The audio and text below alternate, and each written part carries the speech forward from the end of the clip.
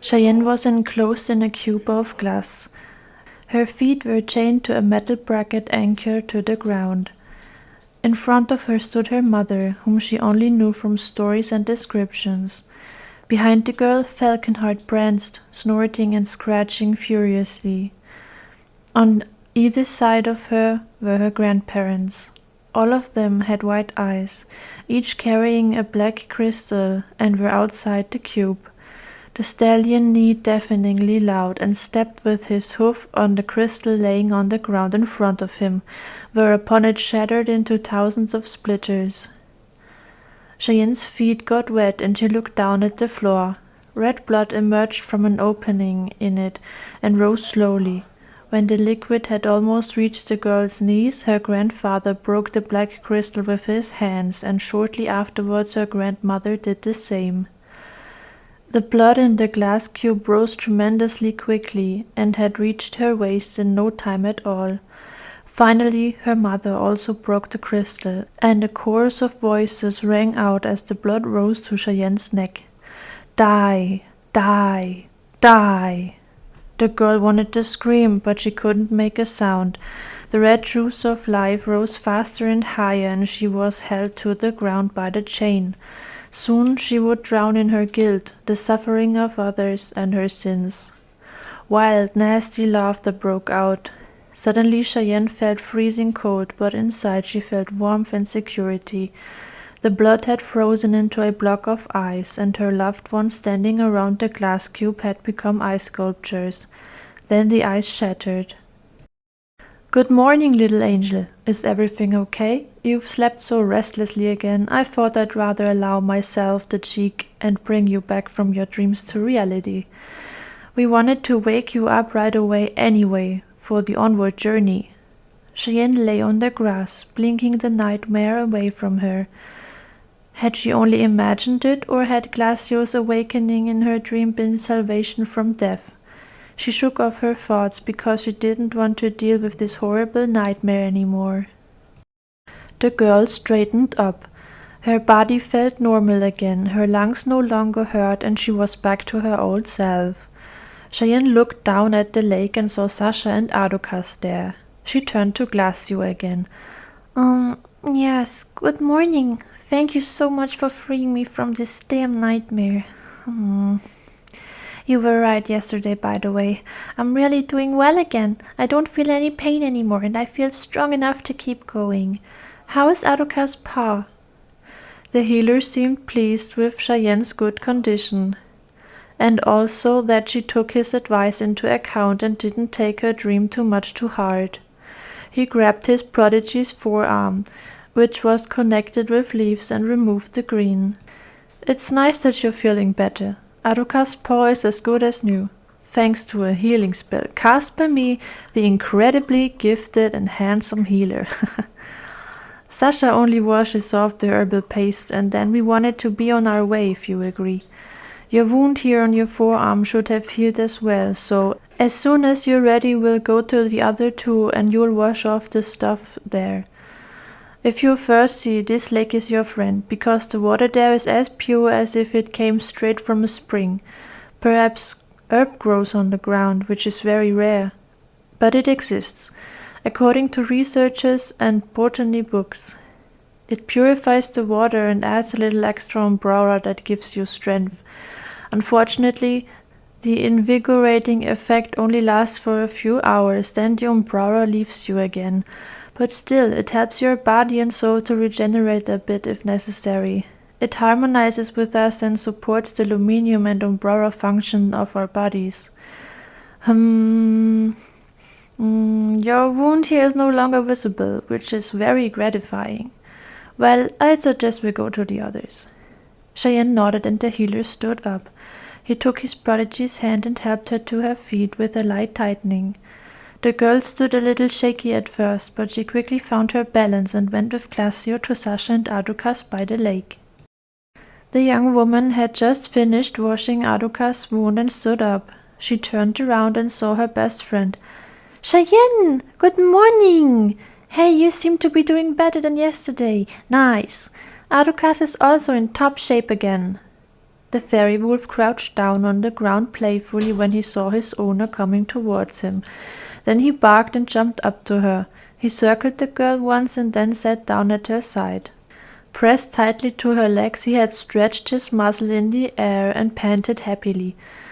"Oh, how nice that Arukas is so happy." Cheyenne stroked her four-legged friend and thanked Sasha. "I'm really happy that he's doing so well again. Thank you, Sasha. But not only in Arukas' name, but also in mine. The wound on my forearm has healed really well thanks to your, herb mash?" The young woman laughed with her friend and was visibly pleased that everyone was fine again.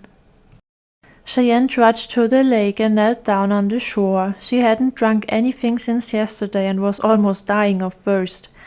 Arukas sat next to her. He probably wouldn't leave her side for quite a while, but it didn't bother her. The girl dipped her hands into the cool, refreshing green-blue water and scooped out some of it with them. She drank the liquid, and after a few sips her thirst was quenched.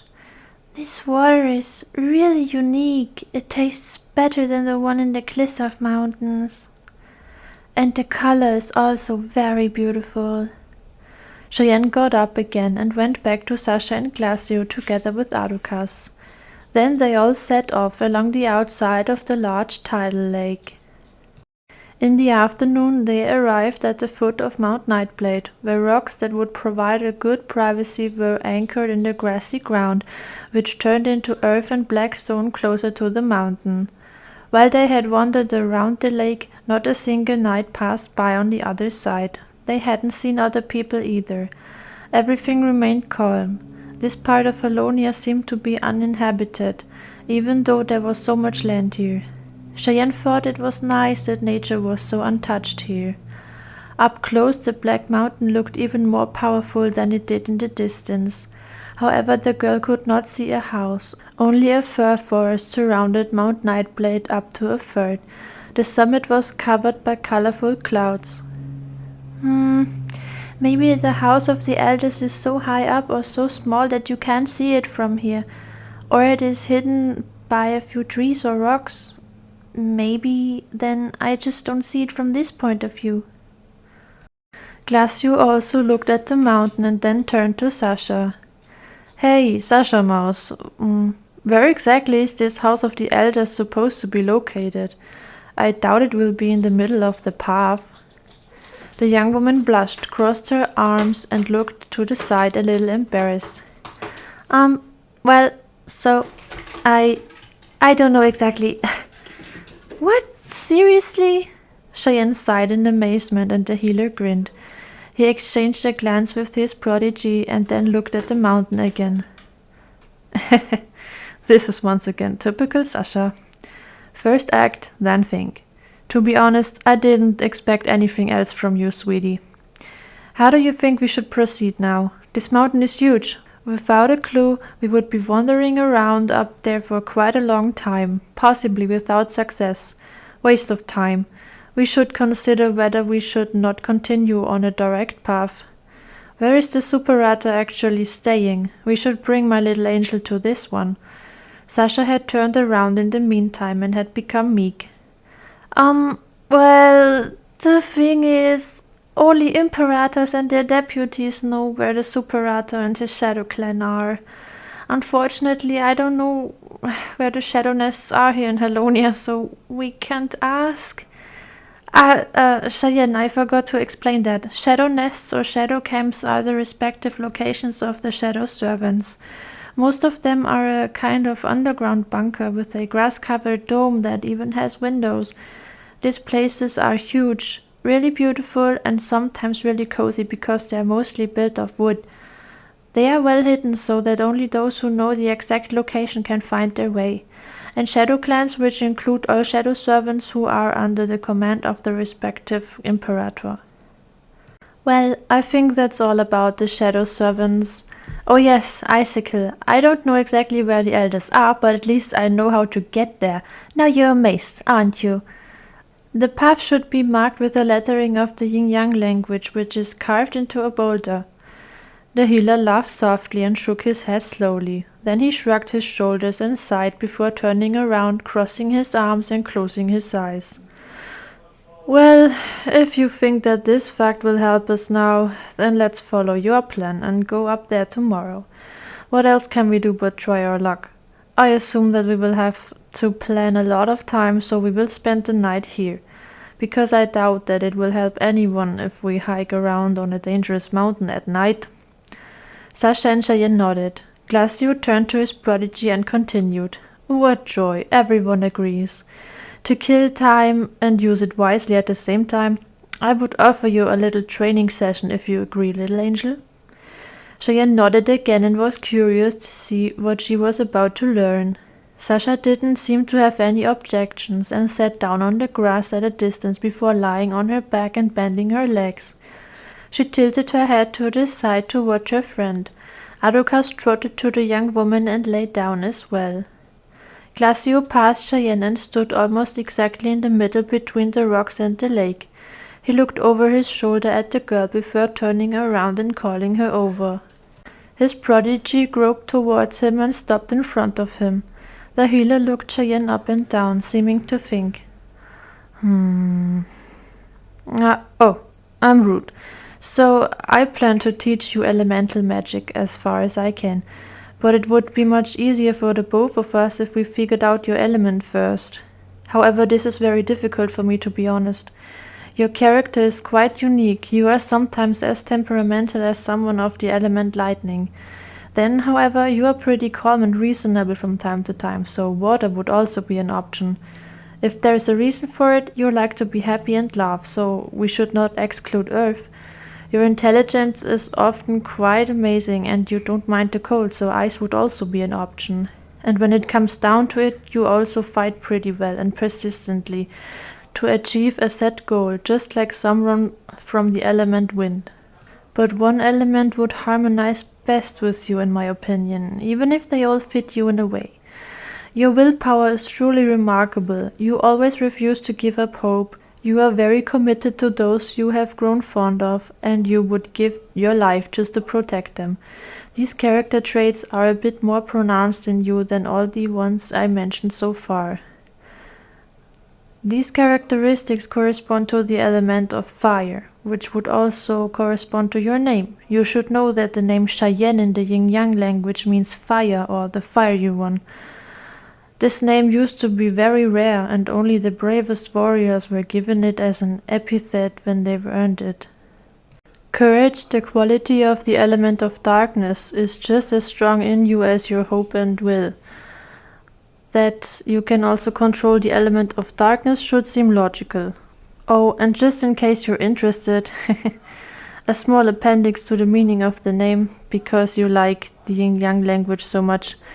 Glaczio means ice or the icy one, and my last name, which I've never told you because, well, when we met for the first time it would have been too risky to tell you. After all, you shouldn't know who I am, and usually people know me immediately when I introduce myself by my full name. Atropax has always spread my family name, and only relatives and acquaintances were allowed to call me by my first name. My last name is Caprice, and translates as Lake of the Cold. Meaning and character go very well together in our names. Fascinating, isn't it? So I think that your element is fire, but one thing concerns me.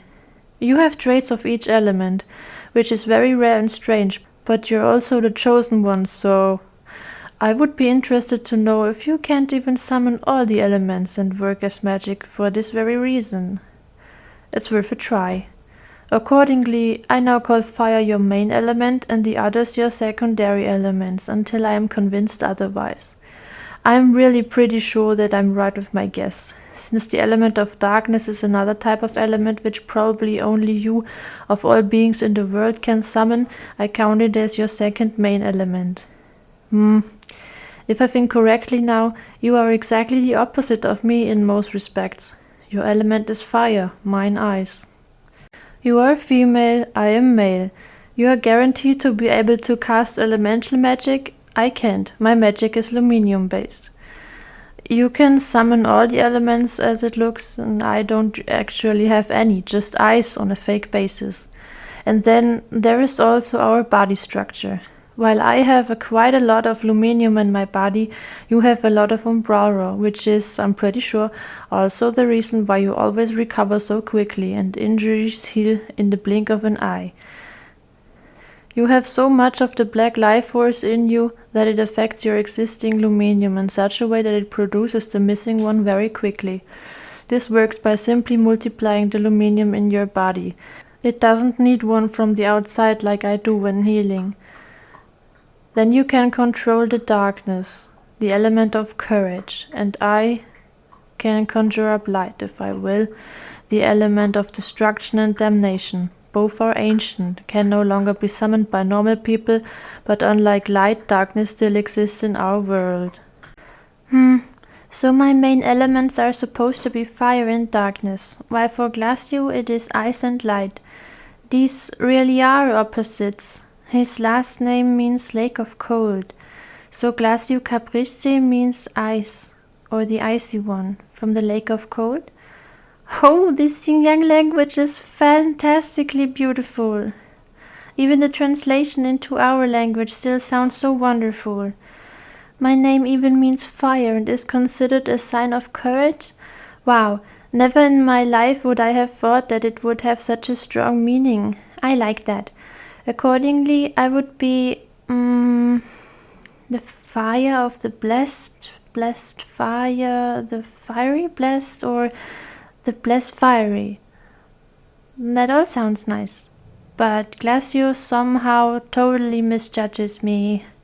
I'm not brave. I just don't want anything to happen to anyone because of me. And give up? Well, actually, I'm just too stubborn to back down, even if the situation is pretty hopeless. But I would rather call that irrationality than perseverance and hope. But if he thinks, somehow I don't want to doubt his conclusions. He is always actually right about something like that. But that will soon become clear when I try to use magic. It would be really unbelievable if I could summon all the elements. Me,